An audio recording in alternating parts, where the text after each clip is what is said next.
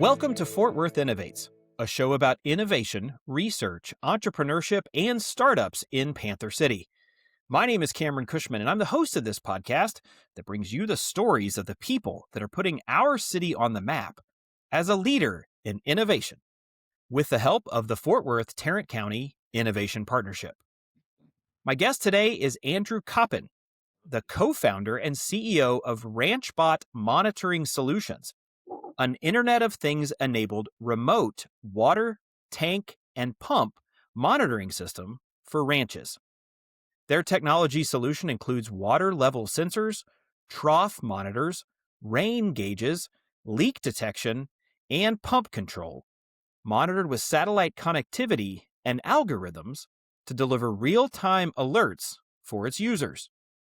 Since their founding in 2021, they now serve around 8,500 ranches in the U.S. and Australia. Ranchbot was the recipient of the Ag Tech Breakthrough Award in IoT Monitoring Solutions in 2025. Andrew, welcome to the Fort Worth Innovates podcast. Oh, it's great to be here. Thanks very much for having me. Okay, so we're in Texas. We got a lot of people who know a little bit or maybe a lot about ranching, and I obviously just described what your company does. But how do you describe Ranchbot in your own words? Yeah, so Ranchbot's a remote monitoring and control company specifically designed sort of by ranchers for ranchers, because in the day-to-day lives of ranching, people spend a lot of time driving around checking things that 95% of the time don't need checking, but they do it for the 5% of times that it does. So, I grew up, my family had some ranching interests in Australia and farming interests. I spent enough time driving around to check water. And, here we are 30 years later, creating a business that's solving that problem for ranchers around the world. So, we've now moved to our headquarters here to Fort Worth. And as you correctly stated in your introduction, there's a lot of ranching going on around here, and there's a lot of driving to check things that don't need checking. And we're helping ranchers solve that problem. Yeah, that makes a ton of sense. And I love that you're eliminating all those hours in trucks and on the road and gas burned and things like that. But can you go a little bit more in depth on the problem that you're solving very specifically? We talked a lot about water solutions and hydration for livestock, but how has this problem traditionally been solved in the past? And then what are you doing to solve the problem in a different way?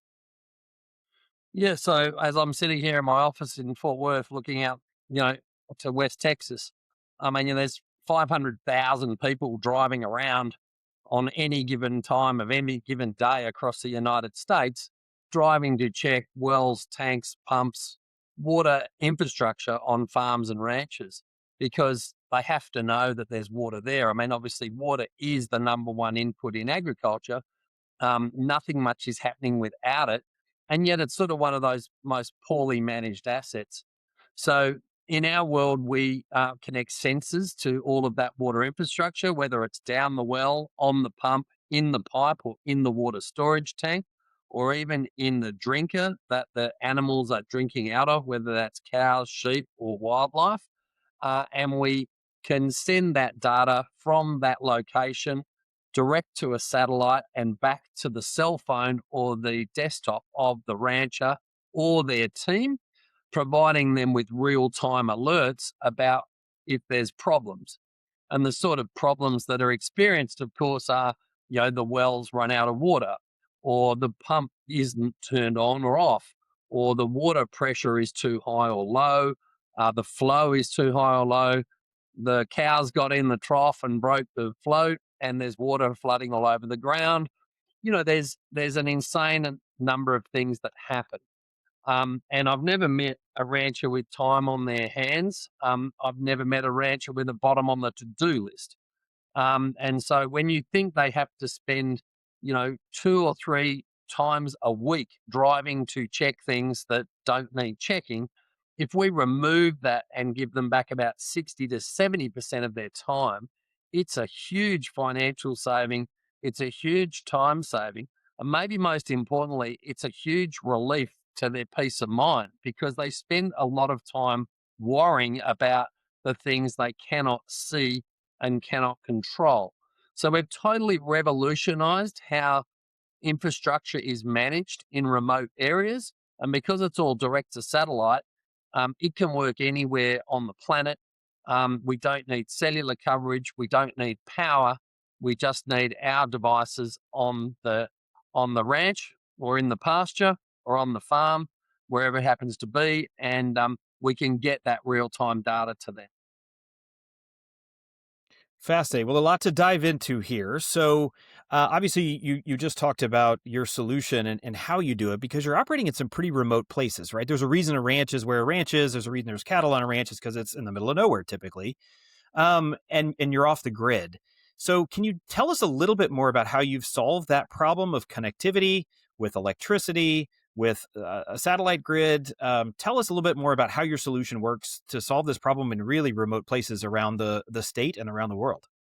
So, this problem of remote monitoring and control of water has tried to be solved previously with earlier technology back in the sort of early 2000s. And the problem was that the technology came out of the oil and gas sector, where things are a lot larger, budgets are a lot bigger, and people had tried to take that sort of oil-filled data, oil-filled hardware, and turn it into something that was suitable for a ranching. Economically, that wasn't great for ranchers, and it also involved the words that no rancher ever wants to hear, and that is, we will send a technician. A technician, someone that's going to leave the gate open, get bogged, get lost, start a fire, leave some rubbish. So ranchers, very safety conscious and very mindful of their pastures, their animals, and their environment. So we decided, what if we could build a device that we could send to them in a box that they could open and not read the instructions because we know they won't, intuitively install it on their own, turn it on, and it could operate anywhere. And so when you think about that, and it sort of sounds simple, but making hard things look really simple, and think, how do we build devices that can do that, that only have 4 screws, an on and off button, and then can connect to water and talk to satellites, work 24/7, 365, and tell a rancher immediately, within seconds, if there'd been a problem, there is a problem. It took us a little while. So, the first 3 years of the company, which, we founded in Australia, was, my co-founder, Craig, in the garage, with the mortar and pestle and the Bunsen burner. And, me talking to the ranchers and trying to get our products on the field. It took us about 3 years. I think we made every mistake a startup can make. We might have even discovered a few new ones, to be honest. Then we got to the product that in Australia was known as FarmBot, and here in America is known as Ranchbot, where we're now on the 7th generation of that product. And there's tens of thousands of them out in the fields and pastures around the country. So, simplifying a complex problem into a really great utility tool for ranchers, that the next day after they install it, they can see a difference in how they think and how they work. And that's, I think, been one of the really defining things for us, is because a lot of technology in a rancher's world has a really long return on investment and has long time cycles, and is hard for them to get around in a world where every single day as a rancher throws you up new challenges and things that you weren't planning on that you have to deal with. So they like certainty, they like outcomes, they like quantifiable return on investment. And I think that's what we've delivered for them. That's great. So tell me about. I love the way I love the way you describe your customer. It's clear they're not going to read the directions. It's got to be easy. You got to figure that out. But can you tell us a little bit more about your current clients? You said you had over 8,500 clients. That's what I said in the intro. But how are they using your services? Are these big commercial ranches that maybe have bigger budgets for remote technologies like this? Are they small independent ranchers? Tell me a little bit more about what that 8,500 clients looks like. So yeah, we're now looking after somewhere in the vicinity of 12,000 ranches. And, interestingly, whilst the return on investment for a large ranching operation or a large manager of wildlife is probably significantly more in real dollar terms. The challenges for small ranchers, for casual ranchers, people that might work in the city, they don't live on their ranch, they own 10 or 15 cows, they have to drive out there 2 or 3 times a week to check them. They don't necessarily live on the ranch, but it's a hobby and they enjoy doing it, and they identify as ranchers on the weekend. They might have 2 or 3 of our devices, and it's saving them a lot of time and money and relying on the neighbor to keep an eye on things. The Ma and Pa ranching community, which is the huge breadth of American agriculture, the challenge for them is slightly different. It's normally mum and dad and one of the kids. One of the kids went to school and never came back. They've got a job in the city. And so mum and dad and one of the kids is busy running the operation. And the one job they have to do every single week, whether it's hot or cold or otherwise, is drive and check water and infrastructure. So if we give them our technology, they might own 5 to 10 of our devices. The key thing for them, we're giving them back time. And time is the critical thing. I don't actually know too many businesses that can claim to give their customers back time. But we know through our analysis, it's 60%, 70% of the time that they spent. So then there's larger corporations, people that are in the business of growing red meat protein. They're very focused around return on investment, about it. It's really challenging to find people to work in remote areas. In fact, I've never met a rancher that's, says they have a overflow of too many good people. They're normally trying to find more and more people. They're always challenged by the costs of input costs of feed, of fuel, of wear and tear on the truck, and the inevitable things that will go wrong. I mean, water problems and issues on ranches never happen where you are.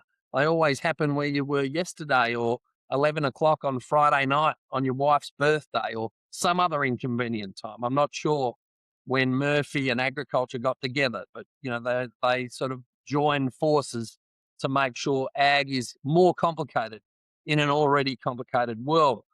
So the customers differ in size and nature and why it's important to them. Small rancher, convenience, visibility. Ma and Pa rancher, time, savings, cost. Large rancher, return on investment, less people, better outcome, water preservation. No animal ever have been without water. Shrinkage in livestock, or livestock without water is detrimental to your business operation. And then the last category for us is wildlife managers. So we have large operations in many private and public rangelands. Arizona Game and Fish, for example, a great customer of ours. Over 4,000 locations, they're monitoring water and infrastructure for wildlife. And we're on many of those locations, helping them save time, save money, trekking into remote areas, possibly hiring helicopters to fly into remote areas to check water for wildlife, because that's as critical as it is for our beef and sheep and livestock community. So different customers, different benefits. That's great. So your solution talks about it on your website. It talks about how your solution combines satellite technology and edge computing as a part of its solution, particularly to solve this really remote problem that you have. I'll admit, I don't even know what edge computing is. Can you educate us on that and tell us how that makes Ranchbot's solution unique? Yeah, so I guess what's unique about Ranchbot's hardware innovations is really about being able to monitor things in remote areas and only tell ranchers or custodians of nature when they've got a problem, when they've got a problem. I could, of course, have a device that would send you a note, ping you a text message at 10 o'clock in the morning and 4 o'clock in the afternoon. But as we know, issues in nature and in infrastructure never happen conveniently at set times. And when you're talking about water for livestock, you need to know that when you've got a problem, when you've got one, because chances are pretty good it's going to be about as far away from where you are when the problem eventuates.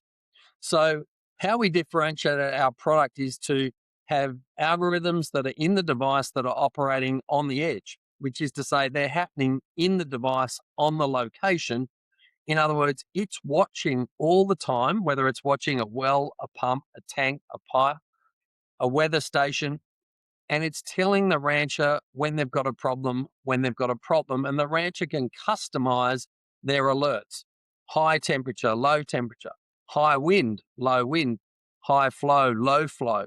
They can customize the whole system to determine when they want to get alerts about things. And so our really unique proposition is telling you you've got a problem when you've got a problem, using edge computing and algorithms to not just annoy you. If it just told you every hour everything's okay, everything's okay, everything's okay, you're going to stop looking at it. You need to know when you've got a problem, when you've got a problem. Most Texans are familiar with what a ranch is and how cattle are raised. But are there any clients that you have that maybe aren't cattle clients or sheep or other livestock? Anybody that you want to highlight maybe around the world that is using your technology right now? Yeah, so while we started off with our primary interest being in managing water and water infrastructure for livestock, that's continued to expand and grow as our product offering has continued to expand and grow. And some people around the world have found us before we've found them. So we have some really interesting clients. We monitor water for elephants in Botswana. We're part of the United Nations water project, providing sustainable water in villages in Nigeria. Most of the big ranches on the islands of Hawaii, and some schools and government facilities in Fiji. Just some of the global clients. I think we've even got a guy that's using our technology to monitor a loch up in Scotland. I don't know if he's looking for a Loch Ness monster or what. So we've continued to expand that. And, of course, there's a lot of opportunities to our south in South America. I mean, that's huge populations, huge animal and environmental issues and challenges that they need to deal with. So we regularly get interest from Brazil, Paraguay, Uruguay, Colombia, just some of those countries that are going to be really challenged in coming decades for how they manage their water, how they manage their land, and how they continue to create resilient and sustainable food supply. So, there's endless possibilities for what we can do. So you're literally operating all over the world from your perspective here in Fort Worth. Tell me about your manufacturing. Where is that done, and what does that look like as you operate in all the countries you just mentioned? Yeah, so the manufacturing of Ranchbot has evolved over the last 4 years. Initially, when I first came here, I wasn't living here. I was just sort of coming in and out of the country as we were trying to set things up. But I made a decision very, very early that Ranchbot had to be a US made and manufactured product. This is four or 5 years ago now. We made that conscious decision. So we worked with a group out of Dallas in Richardson to build a manufacturing facility and testing facility. So most of our Ranchbot products are made in that factory. Our chips are made in that factory, and we test everything to the satellite end to end before we ship it out. Of course, our products don't go to some convenient address in the suburbs of Dallas. They go down a long dirt road in the middle of Arizona, New Mexico, or Montana. So when we see them, even though we love our equipment, we never really want to see it again. So a lot of testing, a lot of control, and a lot of checking before our products get shipped. We're proudly part of the Go Texan program, and creating jobs and innovative solutions right here in Texas. So, can you tell me something that you'd like to monitor, but you can't quite yet? Is there something you're working on, but you haven't been able to release yet, or something you can talk about that's maybe in the works? So Ranchbot's really adopted a customer-led innovation approach. Every year for the last 3 years, we go and survey all of our customers, and we give them a list and say, look, here's 10 things you've asked for over the course of the year. Please rank them in order from 1 to 10, And then for the last 3 years, we've tried to deliver at least the top three most requested items. So we're very focused around delivering solutions that our customers need. Things that are on the agenda at the moment that we'd love to be able to do and are in early stages of innovating around. For example, remote valve control. So being able to determine whether water goes to the north or the south or the east or the west without having to go there. Being able to turn valves on and off from your cell phone. Um, and also a lot of camera and computer vision type technology where we are using AI and machine learning to look at cattle drinking at troughs and being able to tell ranchers which cows drank and which cows did not drink. That's really important because cows that don't drink, that's the first sign of them being unwell. Being able to tell them what the cows weigh, being able to tell them what their body condition score is. So essentially being able to give the rancher a profile of their herd without them even having to lay eyes on it. I think that's a couple of the really exciting projects that we're working on that we hope to be able to bring to market in 2026. And, one of those projects is with another Texan company. So we're collaborating and working with other companies to sort of bring this new age of innovation and ranch efficiency to ranchers from right here in Texas. Very cool. And I love that you have such a great relationship with your customers. You can just ask them that kind of information. I think that's really fascinating that they're giving you what they want you to do. That's great to have marching orders like that. But as you develop that, it would make sense for a company like yours that to focus on innovation and ranching, that you'd want to have a partner and a partnership with the flagship agricultural university in the state of Texas. Can you tell me how you're currently working with the Texas A&M system and what Ranchbot hopes to gain by that partnership? Yeah, so when I first moved here to Texas a couple of years ago, what was part of the rationale for me moving here, of course, was that some of the best education in the world about animal health and welfare is happening right here in Texas. And of course, Texas A&M is world renowned for their pursuits in that area. So it made perfect sense for me to be here in the heartland of Aggies and other universities that are working on some of the challenges around animal health and welfare. Um, I was invited to talk at the Texas A&M Beef Cattle Short course about 3 years ago. Again, that is probably one of, if not the leading course in the country, if not the world, that talks about and educates ranchers from around the country and around the planet on animal health and welfare. And we started the conversation with them about, animal innovation, animal tech innovation, ranch tech innovation, and how we could work with them and their researchers around getting data from the field that would help in those research assignments. Obviously, water as an input in animal health is absolutely critical. It's an early determinant of so many things.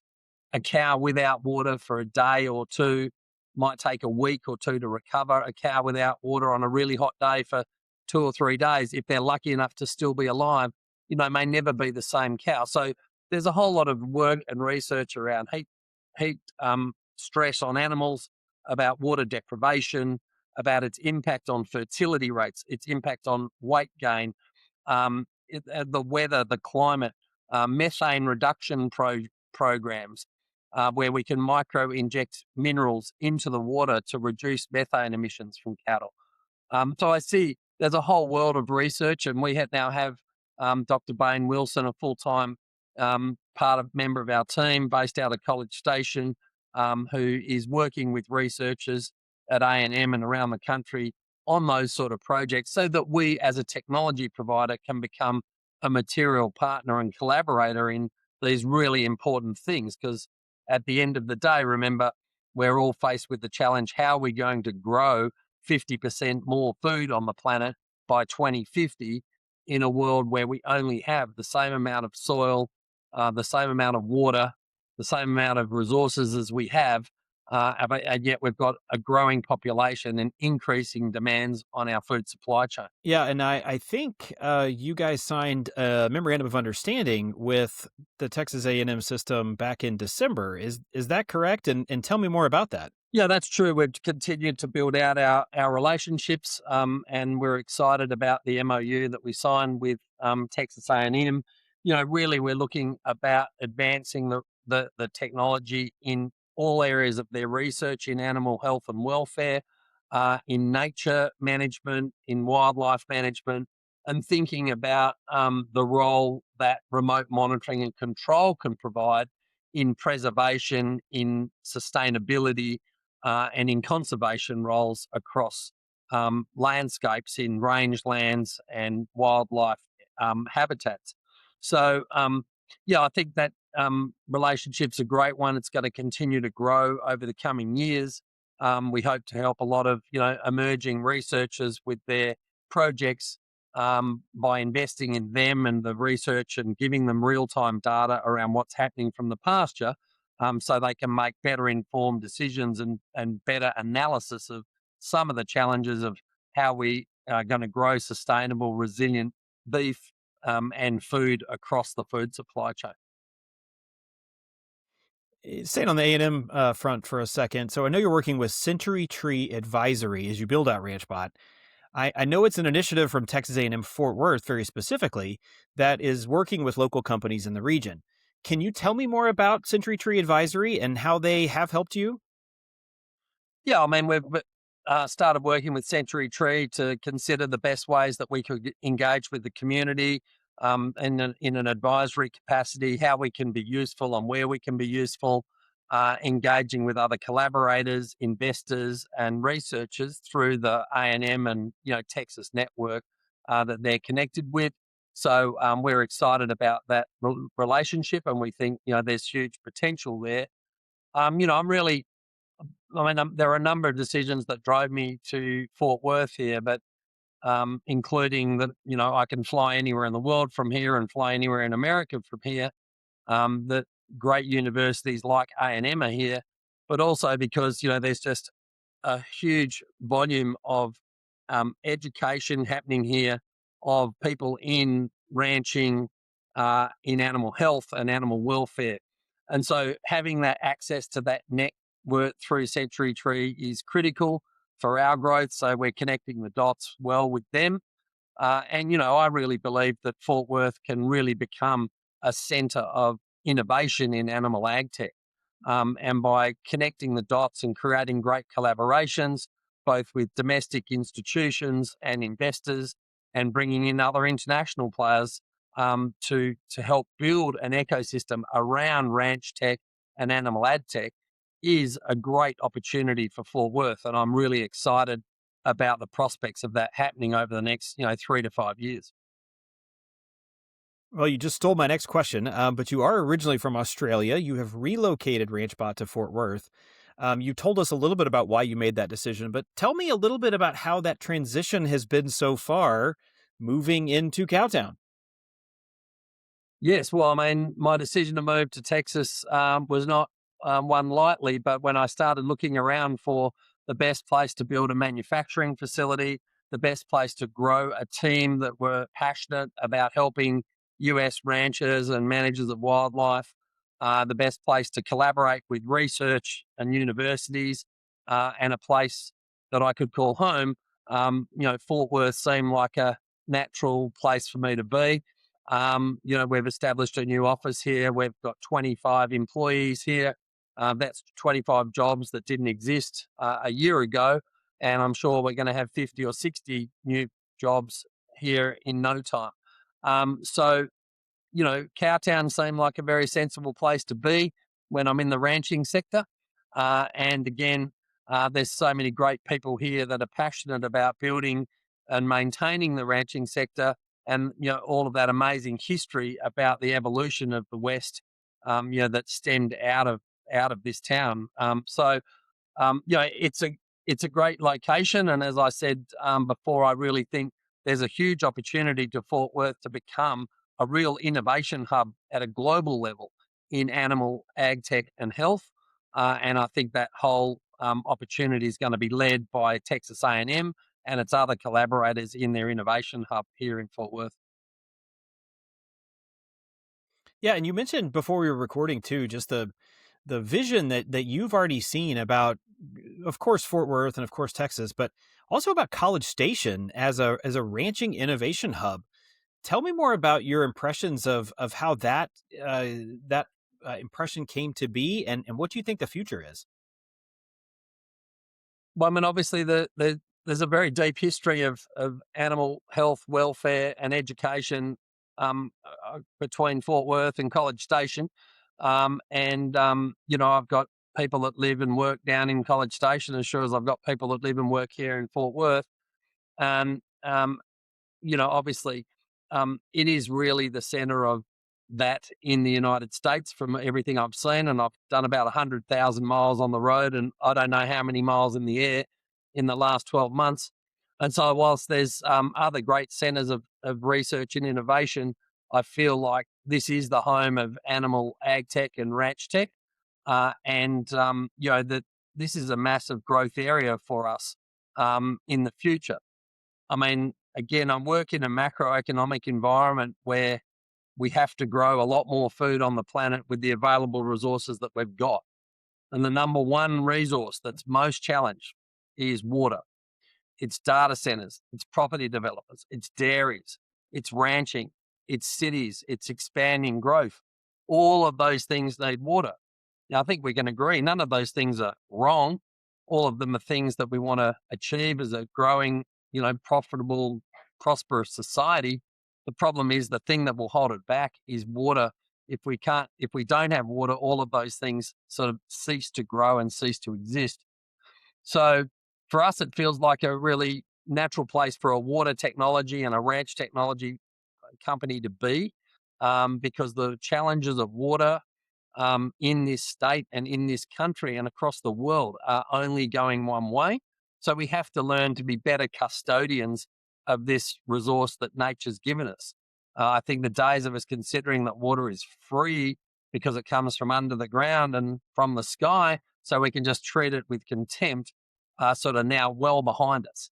And sort of how we manage water, water infrastructure, water usage, how we determine who's a good custodian of water and of nature in the future is going to be really imperative.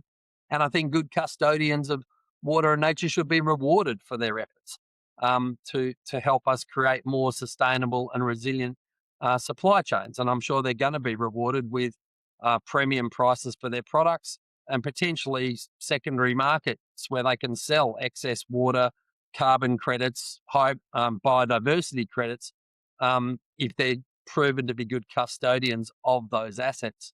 So, look, it's a very interesting time. I feel like that we're in another whole wave of technology in agri-tech and ranch tech.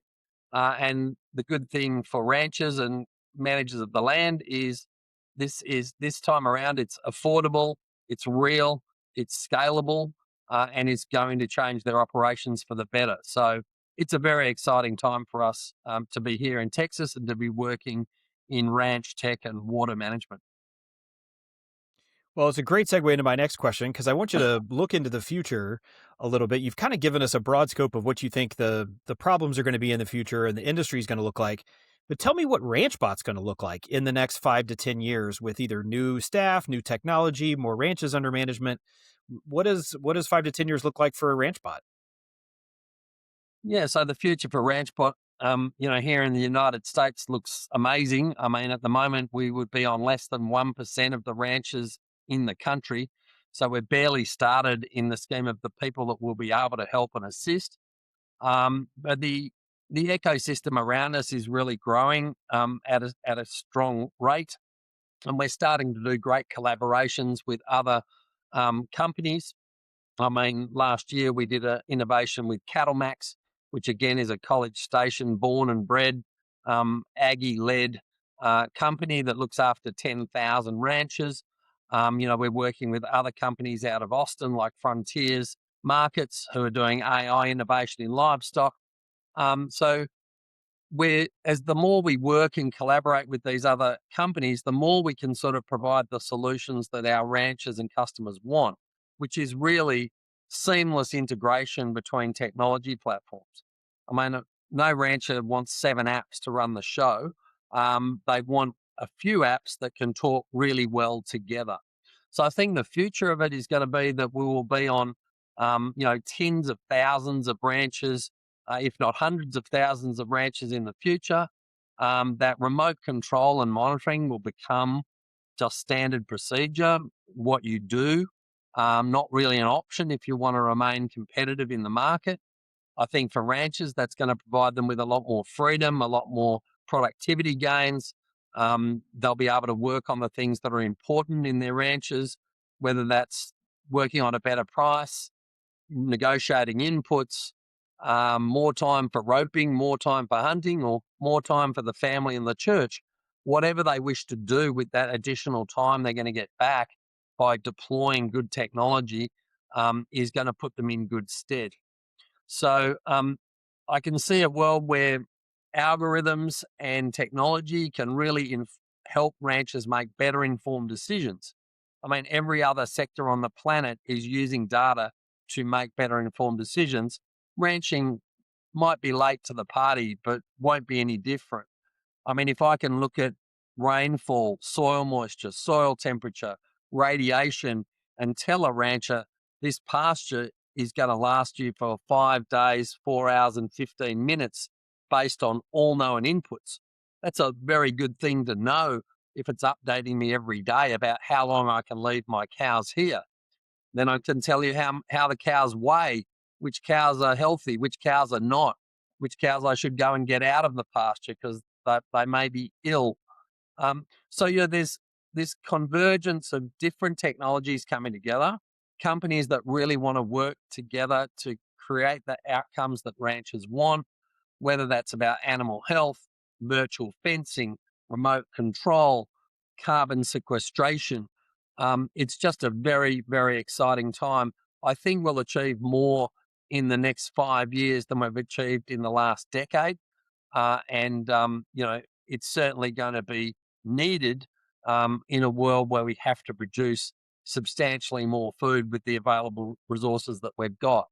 So exciting times. And, I think ranchers now really have to embrace technology and learn to change some of how they operate things, which is not to be disrespectful of the culture of ranching or cowboy culture. It's just part of the evolution that we need to have. Great. I love it. Well, you've built a very cool company. Thanks for sharing it with us. But the last question we always ask on the show, Andrew, I want to know, what is your favorite innovation in Fort Worth? I know you're new to Cowtown, but what has really sparked your curiosity and your wonder so far?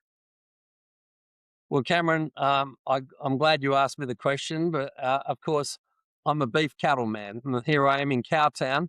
And so the innovations I've been enjoying exploring since I've become a resident here is all of the different steakhouses and how they're creating different uses for my most preferred product on the planet, which is great American beef. I've found some amazing restaurants that are doing really different things with food innovation with that product. And, it's great to be here and to be able to enjoy, have the luxury to enjoy, some of the best cuisine in the world. So that's my preferred innovation. So you're not only the owner, you're also the client. You're also the customer. You're enjoying the end of the process. So I love that. And yes, it is Cowtown.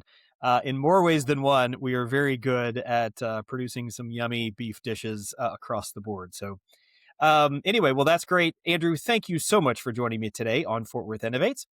If you like hearing stories about innovation, research, entrepreneurship, and startups in our city, or those that have just moved to our city, please subscribe, share, and be sure to tell a friend. The more you engage, the more episodes we can bring to you. Fort Worth Innovates is produced by Kendall Rogers, and none of this would be possible without our sponsor for this podcast, the Fort Worth Tarrant County Innovation Partnership, who are building an innovation district where technology and research combine to build the future right here, right now.